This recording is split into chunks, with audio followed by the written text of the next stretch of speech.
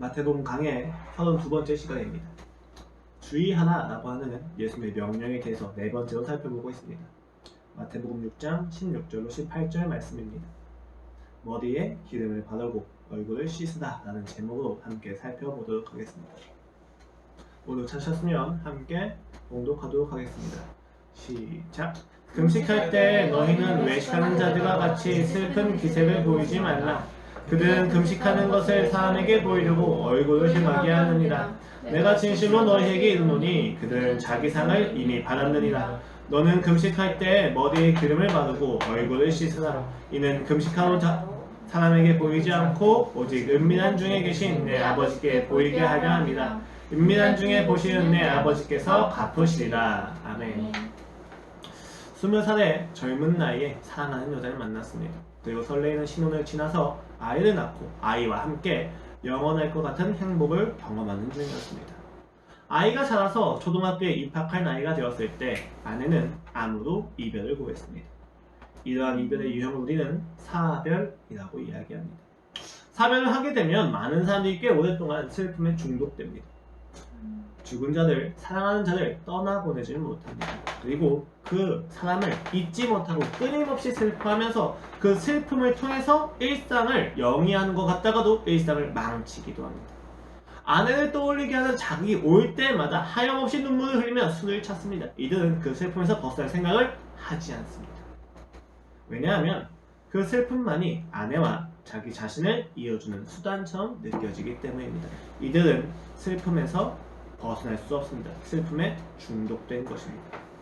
슬픔은 분명히 인간의 굉장히 소중한 감정입니다. 행복과 기쁨과 비롯되어서 다른 감정과 비교할 수 없을 정도로 슬픔이라는 건 굉장히 중요합니다. 그러나 때때로 슬픔은 우리의 일상과 남은 가족을 망가뜨리기도 합니다. 심지어 이 슬픔에 대한 중독은 극적인 상황에서만 발생하는 것이 아니기도 합니다. 시험에 떨어져서 아무것도 하고 싶지 않은 상태, 기대대로 되지 않은 상황에 대한 우울함, 믿었던 사람들로부터 당한 배신, 여러 상황 속에서 우리 역시도 슬픔에 중독될 수 있는 위험에 노출되곤 합니다. 슬퍼하지 말라는 것이 아닙니다. 중독되는 것에 대해서 우리가 생각을 해봐야만 한다는 것입니다. 왜냐하면 그 슬픔에 대한 중독은 남은 가족과 일상을 넘어서 스스로의 목숨마저도 위협하게 하는 경우가 꽤 있기 때문입니다. 우리는 왜 그 슬픔을 놓지 못할까요? 왜 우리는 그 슬픔으로부터 자유하지 못할까요? 우리는 이 악한 중독의 고리에서 어떻게 자유할 수 있습니까? 라는 질문을 가지고 오늘 본문을 함께 살펴보도록 하겠습니다. 지난 설교에 잠깐 살펴보겠습니다. 은혜로 율법을 지키는 삶에 대해서 예수님은 이야기를 하셨습니다. 신자의 정체성을 이야기하시고 그 제자들이 서기관과 바리새인보다 더 나은 의를 이루어야 된다는 것을 이야기하시면서 율법을 다시 한번 재해석하십니다. 그 6가지의 율법을 다시 재해석하신 이후에 주의하라 라고 이야기하십니다. 무엇을 주의하라고 이야기하시는 겁니까? 그들의 의의가 사람들에게 보이기 위해서 있는 것이 아니고 사람들 앞에서 행하라고 있는 것이 아니다라는 것을 정확히 알고 있어라 라고 하는 이야기입니다. 이것을 성경은 외식이라고 이야기합니다. 그리고 저는 이 외식의 본질이 하나님이 시작하신 일을 내가 마치려 하는 것, 하나님이 이루신 신분을 인식하지 못한 채 율법을 행하려고 하는 것이 바로 외식이다라고 말씀을 드렸습니다. 이렇게 주의할 본질적인 내용인 외식에 대해서 중심을 가지고 예수님은 다시 한번 실제적으로 6가지에 대해서 재해석하십니다. 전반부의 3가지는 경건생활에 대한 것이었고 후반부의 3가지는 가치관에 대한 이야기였습니다. 그 전반부의 3가지인 구제와 기도에 대해서 저희는 이미 살펴보았고 오늘은 금식에 대해서 살펴보고자 합니다. 오늘 본문에서는 예수님께서 금식할 때 외식하는 자들과 같이 하지 말라고 이야기하십니다. 그렇다면 외식하는 자들은 금식을 어떻게 행하고 있습니까? 슬픈 기색을 보이며 얼굴을 흉하게 하면서 외식을 행하고 있다는 것입니다. 그들의 슬픈 기색과 얼굴을 흉하게 하는 것은 사람들에게 보이기 위함입니다. 즉 예수님은 그들에게 금식을 할 때 남들에게 티내지 말라고 이야기하십니다. 그래서 금식할 때 머리에 기름을 바르고 얼굴을 씻어라 라고 이야기하시는 겁니다. 누군가에게도 네가 지금 금식 가운데 있다는 것을 알지 못하게 하라는 것이죠. 왜 그렇습니까? 은밀한 중에서 보고 계시는 은밀함에 계시는 하나님 아버지께서 갚으실 것이기 때문입니다. 사람의 상이 아니라 하나님 아버지로부터 받는 그 보상이 놀랍고 위대하고 그것이 우리의 유일한 가치이기 때문입니다. 이러한 이야기는 저희가 이미 구제와 기도에 대해서 똑같이 살펴보았습니다. 보이는 일이 단순히 사람한테 보인다 안 보인다가 중요한 것이 아니고 사람들이 인정하는 기준에 맞추어진 것이고 은밀한 중에 계시다는 것은 세상이 결코 알 수 없는 방법과 가치에 대한 이야기라고 말씀을 드렸습니다. 그렇기 때문에 오늘 저희는 이 금식에 대한 이야기를 했었을 때 앞에서 나눴던 그 공통된 이야기가 아니라 금식이라고 하는 형태를 통해서 예수님이 말씀하고자 하시는 바가 무엇인지 조금 이해해야만 한다는 것입니다. 왜냐하면 이것을 이해하지 못했을 경우 저희는 금식을 단순히 사람한테 보이지 않는 것을 통해서만 금식을 행하려 하게 되기 때문에 하게 되기 때문입니다. 그러나 보이지 않아도 외식을 행할 수 있습니다. 사람에게 보이고 보이지 않고는 외식의 본질이 아닙니다. 어떤 형태의 뿐이기 때문입니다. 그렇기 때문에 저희는 금식을 행하면서 보다 차원 높은 교만과 위선의 가능성에 대해서 생각해야만 합니다. 따라서 우리는 이 산상수훈을 단순히 문자적으로 혹은 1차적인 의미로만 받아들일 수가 없다는 것입니다. 그렇다면 이 금식을 어떻게 볼 것인가? 간단합니다. 예수님은 지금 구제와 기도와 금식을 하나의 도구로 외식에 대해서 이야기하고 계십니다. 많은 사람들이 착각하는 것이 이 산상수훈에서 구제와 기도와 금식에 대한 주제가 나오니까 이게 구제에 대한 이야기고 기도에 대한 이야기라고 생각하지만 사실 산상수훈에서 목적은 외식에 대한 이야기를 하기 위함입니다. 외식을 하지 말고 정직하게 살아야 된다라고 하는 이야기를 지금 예수님은 구제와 기도와 금식이라고 하는 어떤 예시를 통해서 설명하고 계시다는 것입니다. 이때 구제의 본질은 무엇이었습니까? 구제를 할 때 외식하지 않기 위해서 우리는 구제의 본질을 알아야 되는데 그 구제의 본질은 하나님께 구원받았음을 아는 자가 행하는 간격의 행위였습니다. 기도는 무엇이었습니까? 기도를 외식을 행하지 않기 위해서 기도의 본질로 성경은 하나님 아버지를 대상으로 기도한다는 것을 정확히 일러주었습니다. 그렇다면 구제는 무엇입니까? 금식은 무엇입니까? 금식을 외식으로 행하지 않기 위해서 우리가 이해해야만 하는 금식의 본질이 무엇인지를 오늘 말씀은 이야기하고 있는 겁니다. 이 질문은 곧 슬픔의 본질을 아는 것과 그 맥을 같이 합니다. 왜냐하면 금식은 항상 슬픔과 결부되는 무언가이기 때문입니다. 예수님께서 금식을 하지 말라고 하시지 않고 금식할 때라고 하시면서 금식을 외식으로서 하는 자들에 대해서 이야기하고 계십니다. 특별히 금식을 외식으로 행하는 자들은 예수님께서 그들이 다음과 같이 묘사하시는데 슬픈 기색과 얼굴을 흉하게 한다는 것입니다. 예수님은 이러한 그들의 슬픈 기색과 얼굴을 흉하게 하는 것을 금지시키시는데 사실 여기서 우리는 의아해야만 합니다. 왜 그렇습니까? 금식이란 원래 슬플 때 하는 것이기 때문에. 금식은 원래 하나님의 도움이 간절한 슬픈 시간, 긴급한 시간에 하는 것이기 때문입니다. 또한 회개할 때 하는 것이 일반이기 때문입니다. 마태복음 9장 14절로 15절 말씀입니다. 그때 요한의 제자들이 예수께 나와 이르되 우리와 바리새인들은 금식하는데 어찌하여 당신의 제자들은 금식하지 아니하나이까? 예수께서 그들에게 이르시되 혼인집 손님들이 신랑과 함께 있을 동안에 슬퍼할 수 있느냐? 그러나 신랑을 빼앗길 날이 이르니니 그때는 금식할 것이니라. 예수님께서는 지금 명백하게 금식을 슬픔과 결부지어서 이야기하신다. 슬프지 않을 때는 금식을 행할 이유가 없다는 것입니다. 심지어 공식적으로 유대인들은 매년 대속죄일날 정기적으로 금식을 행합니다. 근데 이 대속죄일에 대해서 레위기는 이렇게 이야기합니다. 레위기 16장 29절로 31절 말씀입니다. 너희는 영원히 이 규례를 지킬지니라. 일곱째 달 곧 그 달 10일에 너희는 스스로 괴롭게 하고 아무 일도 하지 말되 본토인이든지 너희 중에 거류하는 거류민이든지 그리하라. 이날에 너희를 위하여 속죄하여 너희를 정결하게 하리니 너희의 모든 죄에서 너희가 여호와 앞에 정결하리라. 이는 너희의 안식일 중에 안식일인즉 너희는 스스로 괴롭게 할지니 영원히 지킬 규례이다. 유대인들이 대속죄일마다 명령을 받아서 스스로를 괴롭게 하였습니다. 그들이 지었던 죄에 대해서 직면하는 시간이었고 그 죄에 대해서 충분히 괴로워하는 시간이었습니다. 그들은 이 괴로움을 금식과 결부시켜서 매 속죄일마다 금식을 행하였습니다. 매년 그들은 그 금식을 멈추지 않고 굉장히 중요한 율례로서 그들은 행하였다는 것입니다. 이러한 것은 예수님의 말씀에서도 유대인의 문화에서도 금식이라는 것이 항상 슬픔과 회개와 긴급한 일과 결부되어 있다는 것을 알려줍니다. 성경에서는 이외에도 절망스러운 상황을 직면했었을 때, 하나님의 도움이 절실할 때, 자신의 겸비함을 표현해야만 할 때 금식이 행해졌다는 것을 우리는 다양하게 확인할 수가 있습니다. 그렇기 때문에 우리는 예수님께서 금식할 때 슬픈 기색을 내비치지 말라고 하는 것에 대해서 의아합니다. 아니 슬픈데 왜 슬픈 기색을 내비치지 말라는 것이죠. 그런데 정확한 것은 예수님께서 슬퍼하지 말라가 아니라 슬픈 기색을 내비치지 말라고 하셨다는 것입니다. 이게 바로 포인트입니다. 왜냐하면 슬픈 기색을 한다, 즉 슬픈 척을 한다는 것은 무엇을 의미합니까? 슬프지 않은데 슬픈 척을 한다는 것이죠. 슬픈 척을 한다는 것은 슬픈 척을 통해서 얻어지는 유익이 있다는 것을 의미합니다. 즉 예수님께서는 너희가 슬프지 않은 가운데, 그 슬픔의 본질을 모르는 가운데 슬픈 척을 통해서 얻어지는 자기 상의 유익을 얻지 말라고 이야기하시는 겁니다. 슬픔을 수단 삼지 말라고 이야기하시는 겁니다. 그렇다면 우리는 자연스럽게 슬픔이 무엇이지?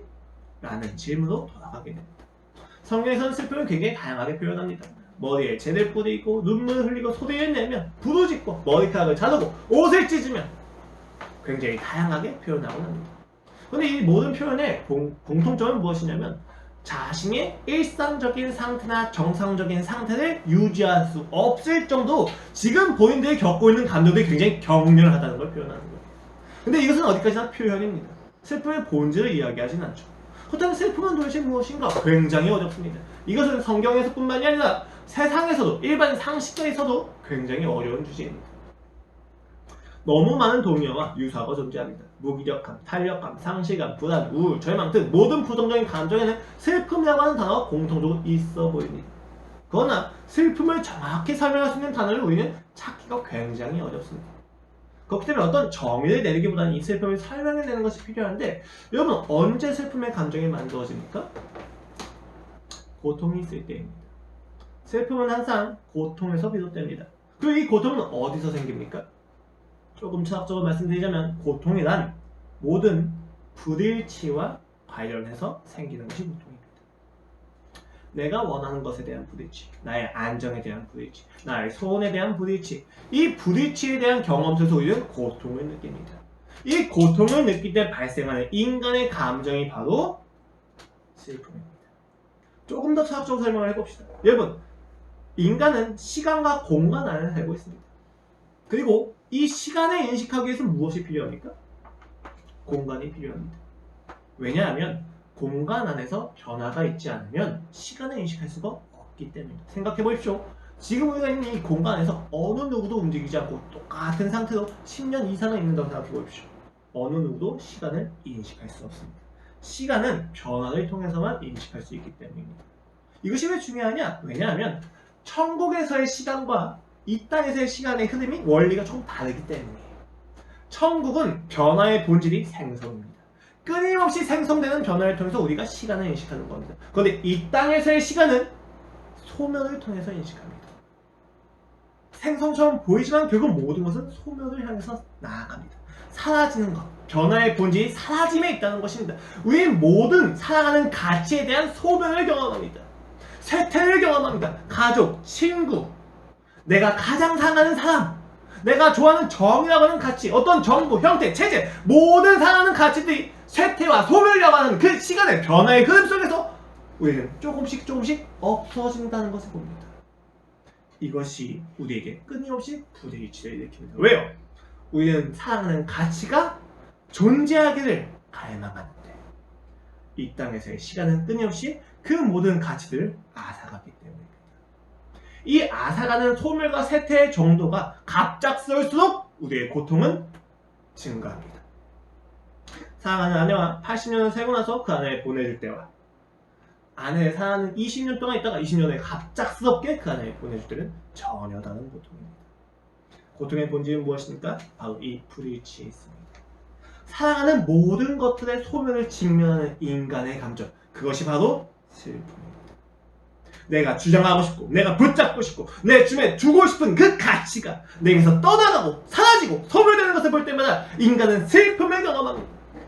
이때 우리는 이 슬픔의 기능을 이렇게 표현할 수 있습니다. 슬픔은 우리가 무엇을 사랑했는지를 정확히 드러내 보여줍니다. 내가 슬플 때 왜 슬픈지를 보십시오. 그럼 내가 무엇을 사랑했는지를 정확히 알 수 있다는 것입니다. 이것을 가지고 성경을 다시 한번 보겠습니다. 성경에서 슬픔은 무엇이라 이야기합니까? 굉장히 흥미로운 구절이 있어요. 요한계시록 21장 말씀입니다. 또 내가 새 하늘과 새 땅을 보니 처음 하늘과 처음 땅이 없어졌고 바다도 다시 있지 않더라 하고 2절 3절 지나서 4절에서 이렇게 이야기합니다. 모든 눈물을 그 눈에서 닦아주시니 다시는 사망이 없고 애통하는 것이나 곡하는 것이나 아픈 것이 다시 있지 아니하리니 처음 것들이 다 지나갔음이니라. 많은 사람들이 그 땅에 하나님 다시 오신 그날에는 슬픔이 없다는 것을 믿는 아주 놀랍고 귀중한 구절입니다. 그런데 여러분, 이 구절에 담겨져 있는 전제가 무엇입니까? 처음 것이 다 지나기 전까지는 곡하는 것과 애통하는 것과 사망이 우리의 삶에 가득하다는 것입니다.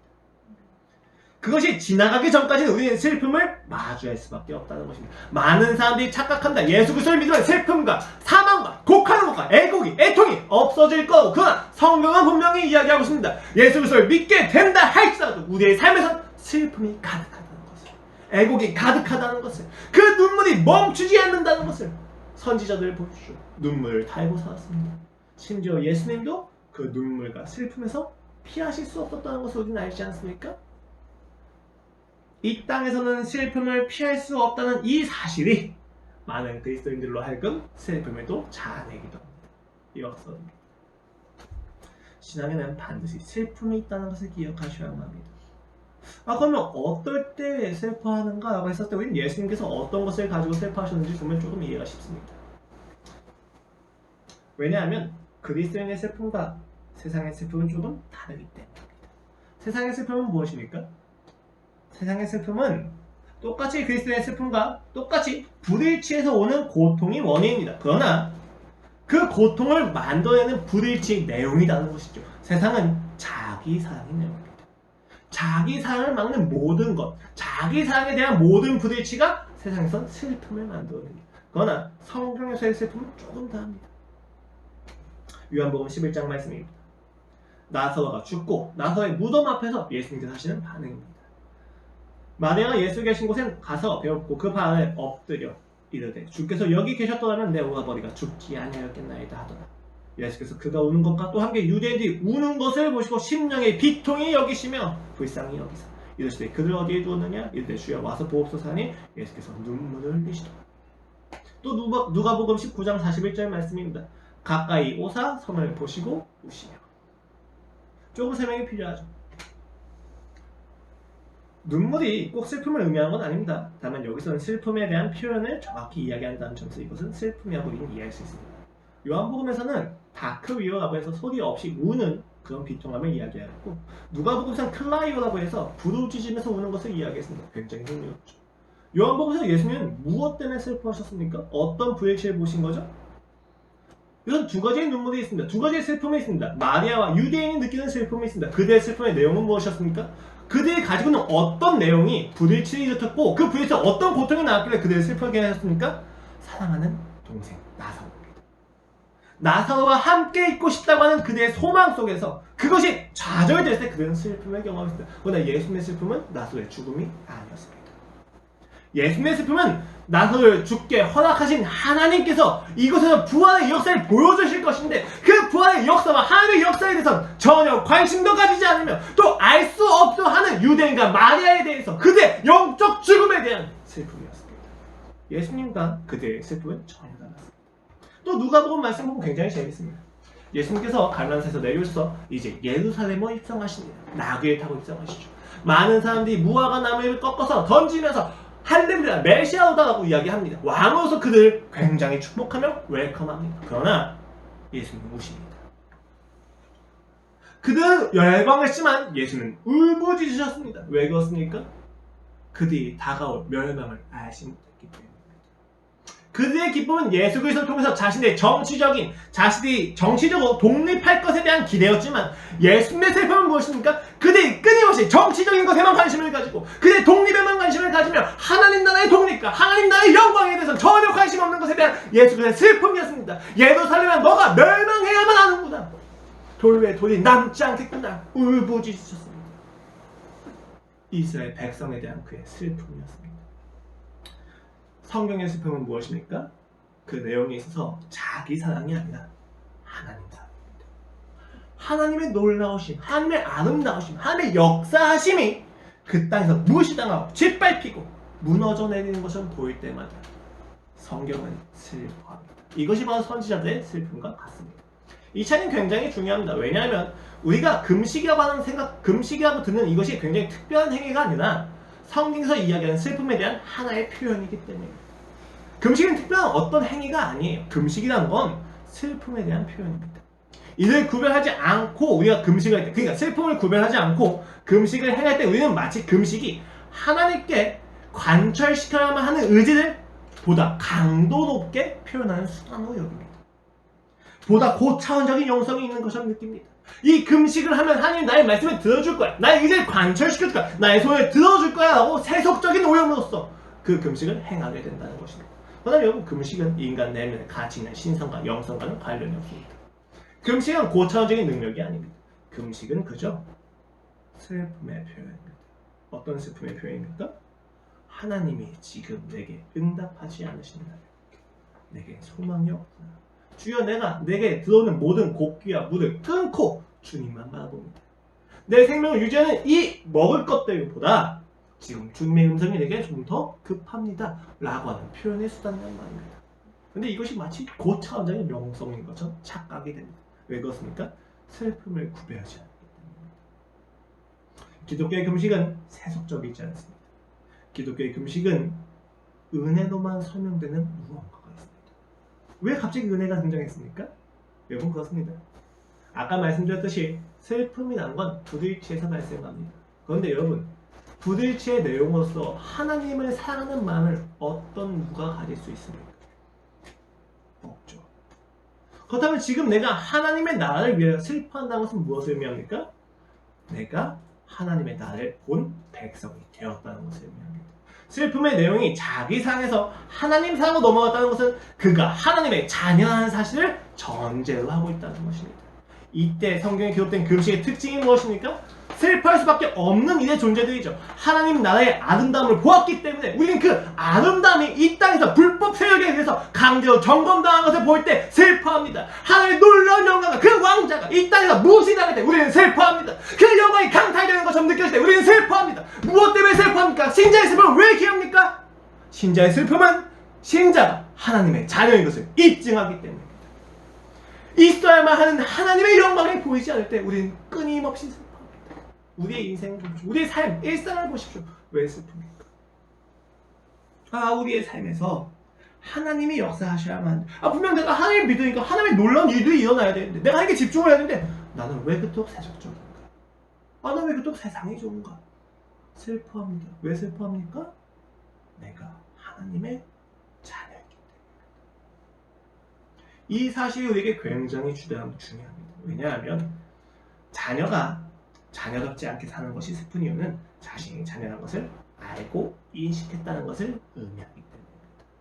여러분의 슬픔을 해결하지 말라는 것입니다. 슬픔을 받아들이셔야 합니다. 이때 금식은 나의 생명을 유지할 수 있는 모든 물과 곡기를 끊더라도 나는 지금 당신을 만나는 것이 급하다고 하는 신앙 고백입니다. 그러나 서기관과 바리새인들은 이 금식을 뒤틀었습니다. 슬픔을 가지고 그 슬픔 안에 있는 본질, 내 사랑을 드러내주는 것, 내가 무엇을 사랑하는지 드러내주는 것을 보지 않고 이 슬픔을 표현으로 삼아서, 이 슬픔을 증거로 삼아서 내가 하나님을 사랑한다고 그들은 주장했습니다. 어쩌면 하나님께서 우리에게 금식을 명하신 것은 너의 사랑을 내게 보이라고 하시는 명령일지도 몰랐습니다. 그러나 그들은 금식을 가지고 내가 이렇게 슬퍼하니까, 내가 이렇게 금식하니까 내가 얼마나 놀랍도록 하나님을 사랑하는지 아니? 그러니까 나를 찬송해라 라고 하는 자기 사랑으로 뒤틀었다는 것입니다. 슬픔을 잘못된 수단으로 삼아서 사용했다는 것을 의미합니다. 명백한 매식입니다. 하나님의 자녀된 신분을 삭제한 채 금식을 지키다 보니 그들은 슬픔의 본질도 있고 슬픔을 사용하는 것입니다. 하나님을 사랑하기 때문에, 그 아름다운 것을 보았기 때문에 나타나는 우리의 그 슬픔을 보다 악하고 추한 나 자신을 위한 수단으로 삼았다는 것입니다. 조금 더 실제적으로 이야기해 봅시다. 왜냐하면 예수님께서 그 외식을 향한 분노에서 우리도 자유롭지 않기 때문입니다. 우리는 무엇에 슬퍼합니까? 우리는 그 슬픔을 통해서 어떤 만족을 얻어내고 있습니까? 가장 대표적인 예시가 자기연민일 것입니다. 자기연민은 슬픔을 수단시하는 가장 특별한, 가장 대표적인 예시입니다. 자기연민이라고 하는 단어는, 용어는 참된 회개와 우리가 많이 비교해서 사용합니다. 그 두 가지가 무슨 차이가 있습니까? 둘 모두 참된 회개도 자기연민도 슬픔을 전제로 합니다. 죄에 대한 직면을 보여줍니다. 그런데 죄에 대한 직면에 대한 그들의 반응이 조금 다릅니다. 자기 연민은 철저하게 죄를 직면할 때 자기를 아파합니다. 자기를 동정합니다. 그러나 회개는 죄를 직면할 때 나를 사랑하신 예수 그리스도를 아파합니다. 이 죄가 나를 아프게 하는 것보다는 이 죄 때문에 예수님이 아파하시는 게 더 아파하시는 거예요. 되게 재밌죠? 이렇게 쉽게 생각하시면 되죠? 자녀가 맨날 담배 피고 술 마시고 밖에서 놀다가 들어오는데 돌아온 그날 밤 늦게까지 나를 위해서 기도하고 있는 어머니를 봤을 때 이상하게 아들의 아픔은 술 마셔서 망가지는 자기의 인생보다 어머니의 아픔이 더 아프게 됩니다. 이게 바로 회개입니다. 자기 연민은 무엇입니까? 그 어머니를 보았을 때 어머니에게도 인정받지 못한 나 자신에 대한 회의감과 절망에 휩싸이는 것이 바로 자기 연민입니다. 자기 연민은 위안은 받을 수 있지 모르지만 하나님께 나가지 못합니다. 그러나 회개는 하나님께 나아가게 합니다. 이게 굉장히 중요한 이유는 간단합니다. 자기 연민은 처벌을 감수해서라도 하나님께 나아가는 의지가 없습니다. 왜요? 내가 더 소중하기 때문입니다. 그러나 참된 회개는 내가 처벌을 받더라도 주여 내가 내 죄의 책임을 다 진다 할지라도 그것이 사형이라 할지라도 나는 주님이 만족하기를 원합니다. 라고 하는 것으로 나아가게 된다는 것입니다. 이것을 가지고 우리는 슬픔에 대한 잘못된 사용을 보셔야 합니다. 똑같이 슬픕니다. 그러나 죄를 보았을 때 우리의 슬픔에 하나님이 아니라 나만 가득하다. 그것은 외식입니다. 그것을 가지고는 어느 것도 해결할 수가 없습니다. 하나님께서 우리에게 슬픔을 허락하신 것은 하나님의 아픔을 알라는 것입니다. 그리고 그 하나님을 사랑하는 것이죠. 이것은 비단 하나님과의 관계에서만 일어나는 일은 아닙니다. 우리는 이웃과의 관계 속에서도 슬픔을 수단 삼곤 합니다. 여러분 사랑을 하면 아프죠. 왜요? 내가 사랑하는 만큼 그들이 내게 사랑을 보답하지 않기 때문입니다. 거절당하면 아픕니다. 그 슬픔은 사실입니다. 거절당했을 때 우리는 슬픔을 느끼는 것이 당연합니다. 그것은 자연스러운 것이죠. 그러나 그 슬픔을 내가 사랑하는 상대한테 강요하는 것은 또 다른 이야기입니다. 내가 널 얼마나 사랑하는지 아니? 내가 널 얼마나 사랑해서 얼마나 아픈지 아니? 그러니까 너도 날 사랑해야 돼. 너도 내 사랑에 대해서 감격해야 돼 라고 이야기하는 것은 전혀 다른 이야기입니다. 내가 가지고 있는 슬픔이 상대가 나를 사랑하게 해야 하는 수단은 될 수 없다는 것입니다. 그러나 우리는 그것을 끊임없이 수단을 삼습니다. 우린 피해자 되기를 주장합니다. 그 주장을 멈추지 않습니다. 그것은 모두 슬픔을 수단 삼는 것과 같습니다. 여러분 슬픔은 사랑하는 것에 대한 모든 불일치에서 발생하는 고통의 원인입니다. 마땅히 사랑해야만 하는 하나님 아버지에 대한 모든 불일치에 대한 반응이 성경이 말하는 슬픔입니다. 이때 금식 중에 슬퍼하는 것은 하나님을 얼마나 사랑하는지를 우리한테 확인하게 해주죠. 그러나 여러분 그 슬픔을 가지고 내가 하나님을 사랑한다는 사실을 확인하는 게 아니라 입증하려 한다면 그것은 외식입니다. 죄입니다. 여러분의 슬픈 그 기색을 내비치지 마십시오. 여러분의 그 슬픔을 사람들에게 보일 것이 아니며 나에게 보일 것이 아닙니다. 오직 하나님 아버지 앞에 보여야 하는 것입니다. 그와의 인격적인 관계이기 때문입니다. 여러분 그 아름다움을 더 보시고 그 거룩함을 더 보십시오. 그리고 성령님이 나의 곁에서 말할 수 없는 탄식으로 아파하시는 것을 보십시오. 그 탄식에 참여하면서 더 우십시오. 더 슬퍼하십시오. 무너진 하나님의 나라에 무너져서 형체를 알아볼 수 없는 하나님의 사랑에 회복을 거절하고 파괴와 자학과 슬픔과 억울함으로 스스로를 피해자라 주장하면서 자신을 위하는 거짓된 사단의 계획에 대해서 슬퍼하십시오. 우리의 인생을 주장하고 있는 가치는 스마트폰이 아닙니다. 우리의 인생을 주장하는 가치는 세상의 권력과 명예와 돈이 아닙니다. 우리의 인생을 주장해야만 하는 가치는 하나님이어야만 하는데 그 하나님이 내 인생의 가치가 되지 못할 때마다 우리는 슬픔을 표현해야만 합니다. 그것이 금식입니다. 그 슬픔을 수단 삼지 말라는 것이 오늘 예수 그리스도의 명령입니다. 그러나 이렇게 이야기하면 그냥 단순히 슬픔에서 끝나 보입니다. 그렇구나. 내가 오늘 하나님 나라를 위해서 슬퍼하는 것이 내가 하나님의 자녀한 것을 확신시켜주는구나 해서 끝나지 않습니다. 예수님은 덧붙여서 이야기하십니다. 머리에 기름을 바르고 얼굴을 씻어라. 단순히 슬픈 기색을 내비치지 말고 얼굴을 휘하게 하지 마 해서 끝나지 않으시고 해야만 하는 방향도 이야기하시는데 머리에 기름을 바르고 얼굴을 씻으라고 이야기하십니다. 오늘날의 언어를 좀 바꿔서 이야기한다면 세수 후에 로션을 바르고 왁스를 머리에 바르는 이야기입니다. 여자들에겐 기초 화장 정도겠죠. 그 여자들 기초 화장이 굉장히 심한 개념이에요. 정말 꿈? 뭐 꿈인 듯 안 꿈인 듯 굉장히 어려운 개념이더라고요. 그쵸? 아, 나 오늘 쌩얼이라고 했었을 때, 그 쌩얼이 우리가 생각하는 쌩얼이 아니에요. 그쵸? 좀 그런 정도입니다.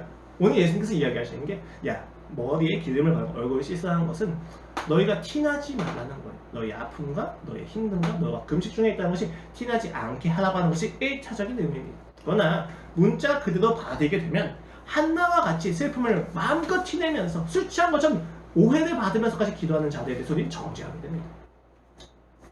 그것을 의미하는 게 아니에요. 그리고 여러분, 이스라엘은 공동체적으로 가지금식했어요. 금식을 단순히 티내지 말라는 말씀이 아니란 말입니다. 그렇다면 이러한 명령 속에 담겨진 의미가 무엇이냐라고 했었을 때 기름을 머리에 바르고 얼굴을 씻으라는 것은 기쁨과 관련됩니다. 원래는 금식이 끝난 후에 하는 거거든요. 기름 바르는 거.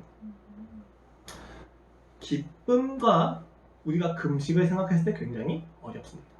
왜요? 금식을 하는데 어떻게 기쁠 수 있습니까? 금식 왜요? 슬퍼서 하잖아요. 근데 왜 기쁠 수 있어요?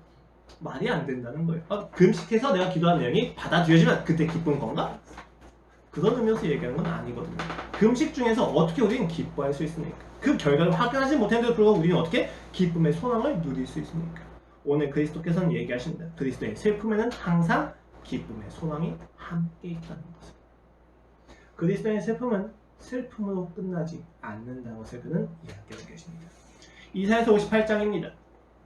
우리가 금식하되 어찌하여 주께서 보지 아니하시오며 우리가 마음을 괴롭게 하되 어찌하여 주께서 알아주지 아니하시나이까. 보다 너희가 금식하는 날에 오답을 구하며 온갖 일을 시키는도다. 보다 너희가 금식하면서 논쟁하며 다투며 악한 주먹으로 치는도다. 너희가 오늘 금식하는 것은 너희의 목소리를 상달하게 하려는 것이 아닙니다. 이것이 어찌 내가 기뻐하는 금식이 되겠으며 이것이 어찌 사람이 자기의 마음을 괴롭게 하는 날이 되겠느냐. 그의 머리를 갈대같이 숙이고 굵은 배와 재를 펴는 것이 어찌 금식이라 하겠으며 여호와께 연락될 날이라 하겠느냐. 여러분, 이스라엘이 포로기의 고통을 당하고 있는 중에 금식을 했습니다. 그는 금식을 끊임없이 행했습니다. 그런데 하나님이 응답하지 않으신다. 그래서 물어보는 것입니다. 우리가 금식을 했는데 왜 주께서 알아주지 않습니까? 라고 하자 이사야 선지자가 대답합니다. 너희가 하는 금식이 진짜 금식이 맞니?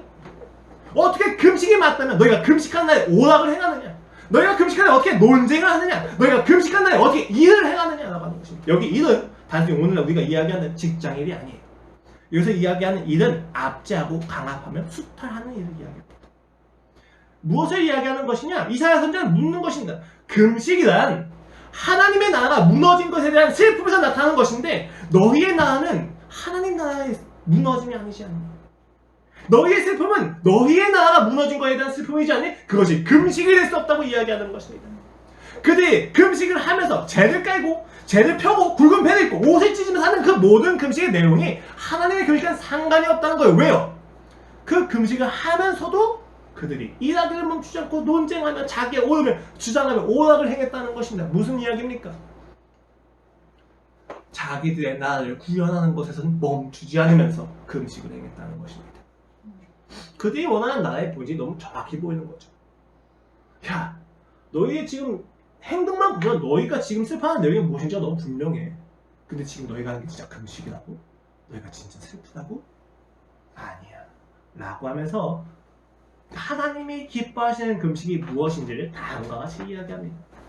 내가 기뻐하는 금식은 흉하게 결박을 풀어주며 멍에의 줄을 끌어주며 압제당하는 자를 자유하게 하며 모든 멍에를 꺾는 것이 아니겠느냐. 또 주인에게 내 양식을 나눠주며 유대하는 빈민을 집에 들며 헐벗는 자를 보며 입히며 또 네 고조를 피하여 쑤서 숨지 아니하는 것이 아니겠느냐. 잘못 보면 인본주의입니다. 사회복지하는 것이 금식이다 라고 이야기하는 것처럼 느껴지는 거예요. 아니에요. 무슨 이야기입니까? 슬픔의 내용에 있어서 하나님 나라를 이야기하는 겁니다. 내가 기뻐하는 금식은 나의 완전한 나라, 하나님의 나라, 내가 너에게 처음 명령했던 그 나라의 원형이 유지되는 것이다. 너희가 그 나라를 위하여 슬퍼하는 것이 금식이지, 너희가 오락을 지키며 너희가 너희 자신을 높이려고 하는 그 나라에 대한 슬픔은 결코 금식이 될 수 없다 라고 이사야가 이야기하는 겁니다. 여러분, 이때 금식의 본질은 식음을 전폐하는 여부가 아닙니다. 무엇을 슬퍼하느냐입니다. 너희가 슬퍼하는 것이 무엇이냐, 너의 슬픔의 내용이 무엇이냐 라고 물어보시는 거죠. 원리의 문제가 된다는 것입니다. 이렇게 금식을 했었을 때 하나님이 어떤 약속을 주시느냐. 14절 말씀입니다. 네가 여호와 안에서 즐거움을 얻을 것이라. 내가 너를 땅에 높은 곳에 올리고 네 조상 야곱의 기업으로 기르리라. 여호와 입의 말씀입니다. 즐거움을 얻는다고 이야기합니다. 왜 그렇습니까? 여기 놀라운 비밀이 있어요. 여러분.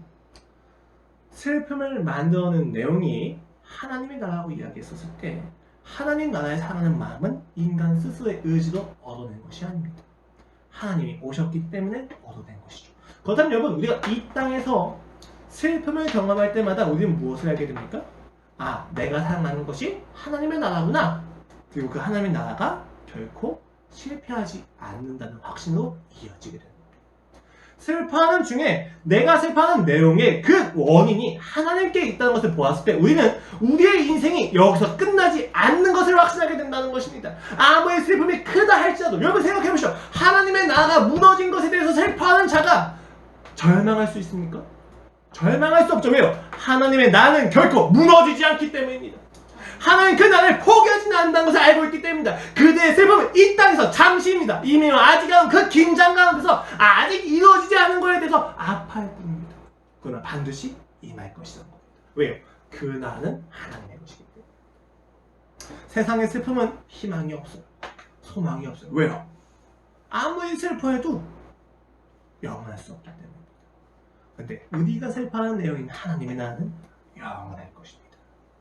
이것이 우리가 가지는 소망입니다. 이 소망을 알고 있던 자가 바로 다윗입니다. 사무엘하 12장 말씀입니다. 다윗이 땅에서 일어나 몸을 씻고 기름을 바르고 의복을 갈아입고 여호와의 전에 들어서 경배하고 왕궁으로 돌아가 명령할 음식을 그 앞에 차례가 하고 먹은지라. 여러분, 이 말씀이 굉장히 재밌어요. 왜요? 이 앞전에 무슨 일이 있었습니까? 그가 바세바를 범했습니다. 나단이 와서 지적합니다. 다윗이 회개합니다. 그러나 하나님이 그 죄의 책임으로 그 아들을 데려가십니다.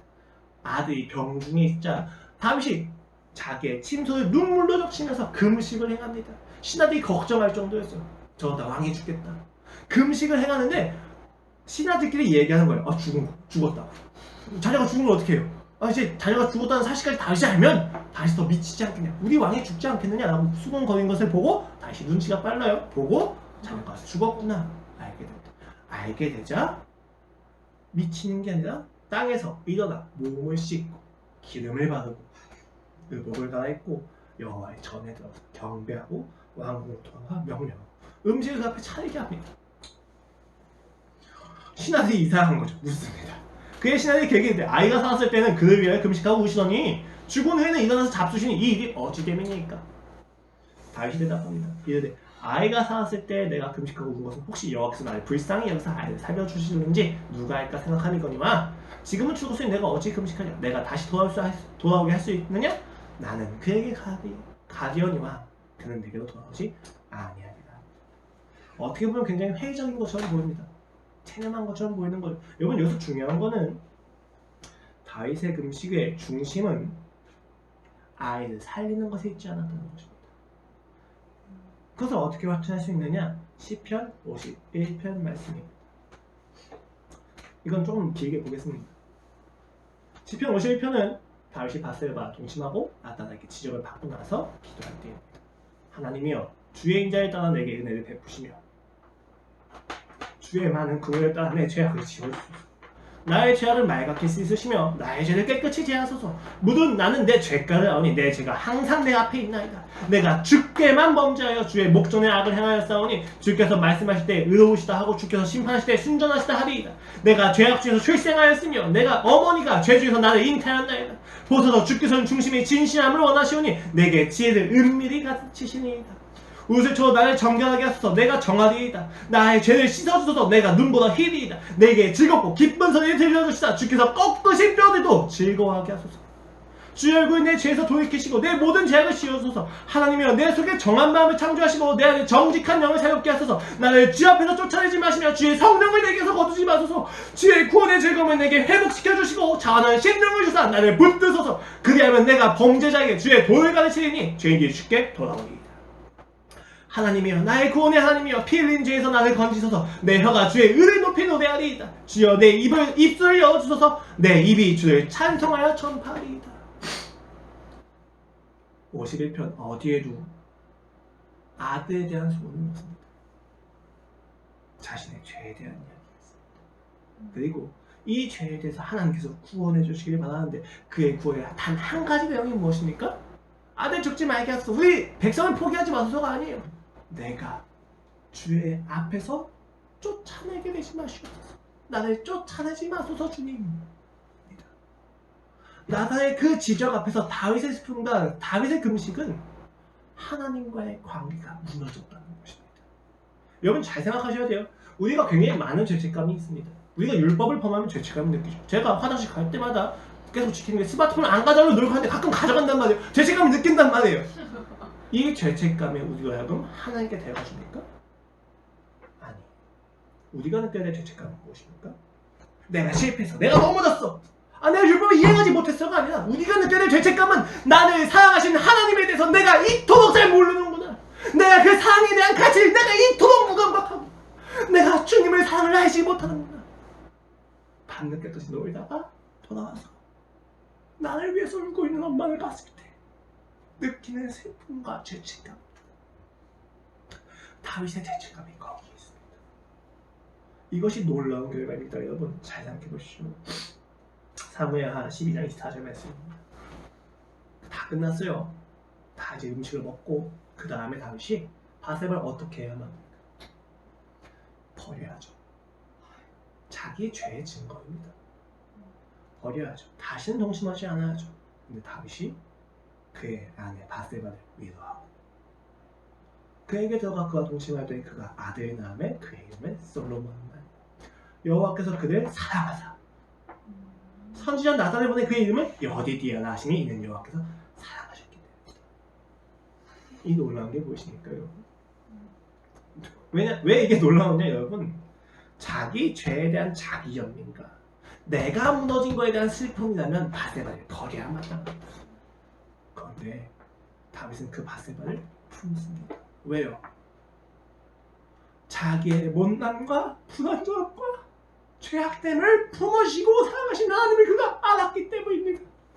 자기의 죄에 대한, 하나님에 대해서 반응하지 못한 자신의 죄에 대해서 충분히 절망한 내가 어머니 태에서 이미 죄 중에서 출생했다고 얘기했던 그는 자기의 죄에 대해서 끊임없이 절망하였지만 그 절망을 벗어나서 그 절망을 이겨내시는 하나님의 사랑을 맛보았습니다. 그 사랑을 맛본 그는 바세바를 내칠 수 없습니다. 주여, 이것이 내 인생의 책임이군요. 아는 것입니다. 그리고 그 바세바에서 낳은 그 아이 솔로몬이 하나님의 사랑을 받았습니다. 보증해 주시는 거예요. 그래, 맞다. 너의 슬픔은 거기서 끝나는 게 아니란다. 너의 슬픔은 나와의 관계에서의 슬픔이지 나와의 관계에서의 슬픔은 결코 죽음과 절망과 우울함과 부정으로 끝나지 않는다. 나는 승리할 것이다. 이게 하나님의 마음입니다. 우리가 금식을 행할 때, 우리가 슬픔을 느낄 때 봐야만 하는 것이 바로 여기에 있습니다. 하나님에 대한 사랑에서 비롯되는 우리의 슬픔은 결코 부정과 우울함과 절망으로 끝나지 않습니다. 신자의 금식이 이와 같습니다. 철저하게 하나님을 중심으로만 이루어집니다. 하나님과의 인격적인 은혜로운 관계를 중심으로 합니다. 그 중심은 절박함이 중요한 게 아니에요.